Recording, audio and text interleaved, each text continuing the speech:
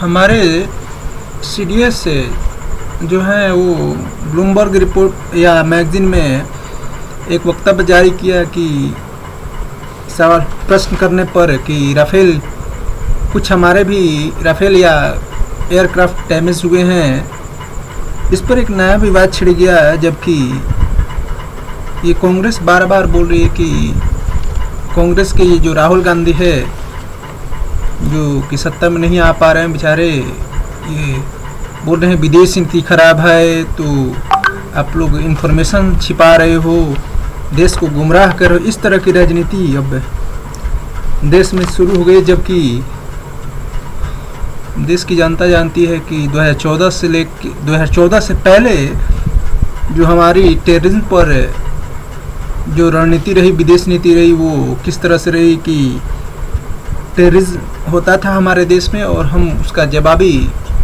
कार्रवाई नहीं कर पाते थे, पूरी तरह से आधा अधूरे कार्रवाई कर पाते थे।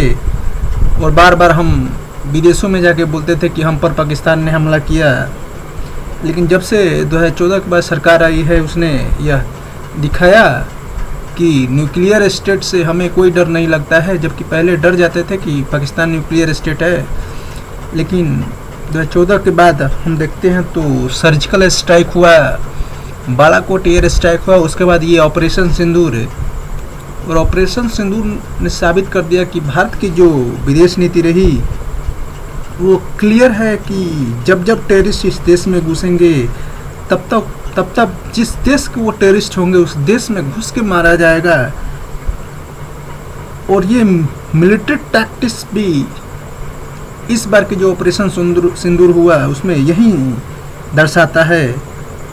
और इसमें 9 आतंकी जो कैंप रहे पाकिस्तान में, वो 300 किलोमीटर अंदर पाकिस्तान के, उसको ध्वस्त किया गया और 100 से ज़्यादा टेररिस्ट जो महत्वपूर्ण टेररिस्ट थे वो मारे गए। और आतंकी के सपोर्ट में जब पाकिस्तान ने हमला करने का प्रयास किया भारत पर, तो भारत ने फिर 11 एयरबेस और आर्मी एयरबेस पर एयर स्ट्राइक किया और सारे को ध्वस्त कर दिया। और जो टारगेट था, जो ऑब्जेक्टिव रहा है, वो इसे ऑपरेशन सिंदूर का उसे कंप्लीट किया है। लेकिन यहाँ देखने वाली बात ये है कि क्या है सच में सीडीएस ने क्या बोला था और उसके पहले भी भारती जी ने क्या बोला था, थोड़ा इसे हम लोग समझने का प्रयास करेंगे। तो चलिए सबसे पहले हम लोग देखते हैं कि सीडीएस ने क्या बोला। मैंने किसी के ये फेस टू फेस एक चलता है वहाँ से मैंने किया है, तो आपको यही दिखाएंगे। What I can say is on 7th and the initial stages there were losses, but the numbers and that's not important. What was important is why did these losses occur and what did we do after that. So we rectified tactics and then went back on 7th, 8th and 10th in large numbers to hit air bases deep inside Pakistan. Penetrated all their air defenses with impunity. तो यहाँ तो ये बात clear हो गया कि चौहान जी ने ये बोला है। और उससे पहले भी चौहान जी से पहले भी सीडीएस ने एक और वक्तव्य जारी किया था, जिसे हम आपको सुनाने का प्रयास करते हैं। तो ये रहा, ये सेकंड बयान सुनिए। Are in a combat scenario and losses are a part of combat. The question that you must ask us, okay, and indeed that you must ask ourselves, you inclusive, is have we achieved our objectives? Have we achieved our objective of decimating that terrorist camp? And the answer is a thumping yes. तो यहाँ तो clear हो गया, लेकिन ये जो सवाल करने वाले लोग हैं इन्हें भी देखना जरूरी है कि किस तरह से ये लोग, ये राहुल गांधी जो है ये बोलते हैं कि informing Pakistan at the start of our attack was a crime. ये has publicly admitted that the government India did it, who authorised it, how many aircraft did our air force loss as a result. ये इस तरह का statement जारी करते हैं और आम पब्लिक में या कहिए कांग्रेस आईटी सेल हो या बीजेपी के कुछ आईटी सेल है जो चौहान जी के स्टेटमेंट को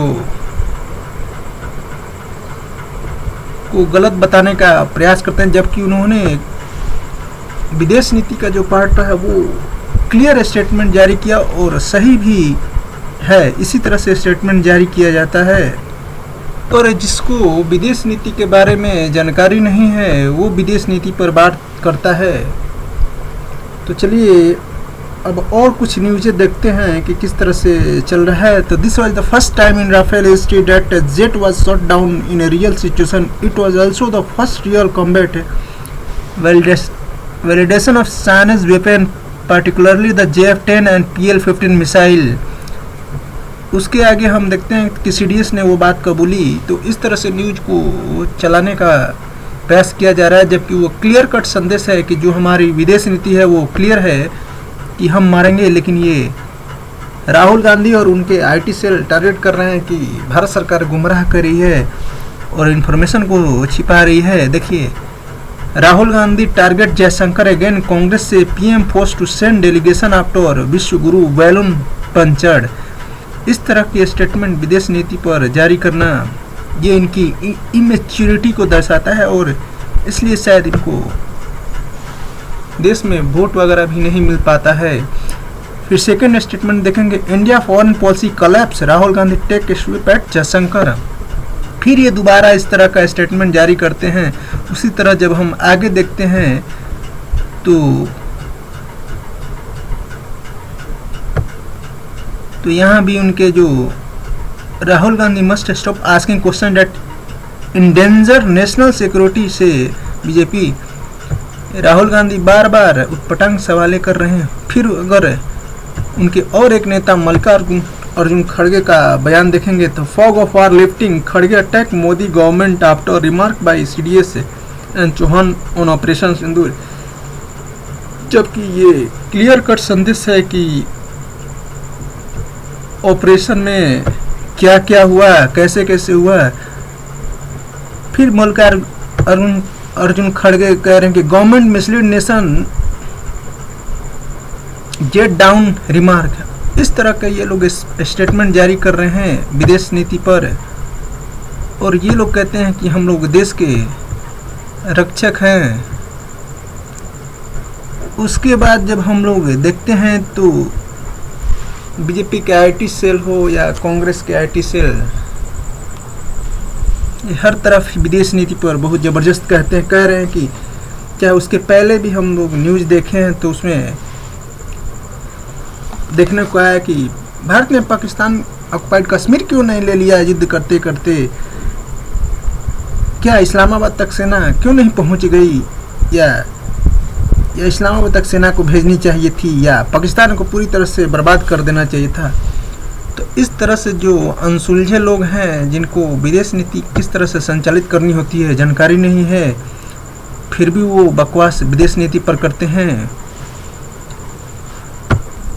जो भी वक्तव्य CDS चौहान द्वारा जारी किया गया या भारती जी द्वारा, वो एक क्लियर कट मैसेज है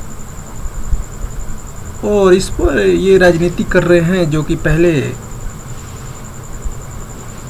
पहले भी सरकार में थे कांग्रेस, तो उन्होंने जो दिखाया था दमखम वो तो सबके सामने है।